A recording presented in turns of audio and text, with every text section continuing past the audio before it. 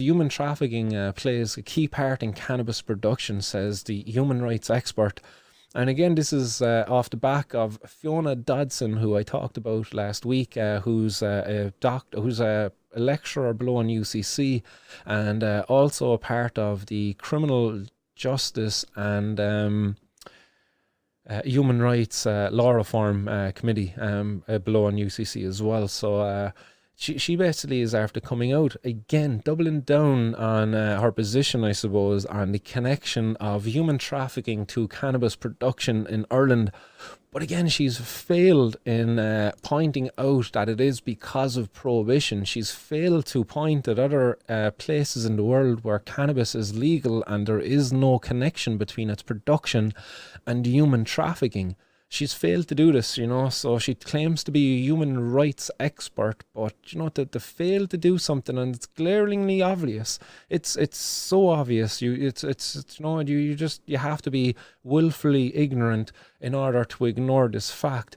Or maybe she's aware of the fact if she expresses these views that she might not get so much attention actually, because she's calling out the failing of her bloody government, which is leading to people being exploited in our country.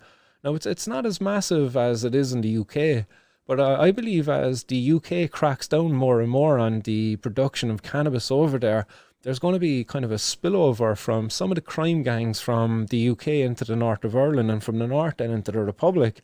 And I believe a lot of the human trafficking that's been discovered in Ireland is probably most likely related to UK crime gangs operating in Ireland, maybe growing their cannabis down here and selling it on our streets. So, and this was just a photo taken that's pictured here, and it's kind of picturing what looks to be a Vietnamese kind of guy sitting in a messy looking apartment with a load of soil strewn around him. Tried to portray what it might be like for a victim of human trafficking inside in these properties. And I suppose it's important to say, well, these people might be a victim of human trafficking. That there's probably a large portion of them who are not really victims, but they could claim that afterwards because it's just so easy for them. And for that, then it makes it easier for the crime gangs to actually recruit them. You're over in Vietnam, you're some sort of a mafia crime gang, and you go into a poor village and there's a local 21-year-old, a fit, fine, healthy young fella, or even a local 16-year-old, willing and able, and you say to him, hey, go on over to Ireland, look, grow some cannabis over there, we'll give your family an entire year's worth of money every month, and all you have to do is just go over there, grow cannabis, we'll feed you, we'll look after you, and if you get caught, you can just say that you're a victim of human trafficking, and you'll be looked after there. The prisons are great, they're 3 meals a day, gym friendly, and all of that kind of stuff, so this is a major opportunity for our government to improve Ireland and in how it treats victims of human trafficking.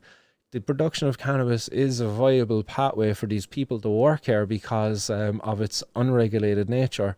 You regulate and control the production of cannabis, and you make it virtually impossible then for human trafficking to take place.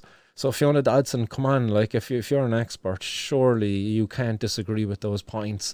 I've reached out to her, I've sent a message there on Twitter, so hopefully she might get back to me. Hopefully she might take me up in the offer of the invoice to come in and have a discussion here about the human trafficking that goes on in the cannabis production scene, I suppose, across the UK and Ireland. So we'll leave that for now, and we'll hopefully come back to it at a later date with Fiona Dodson herself.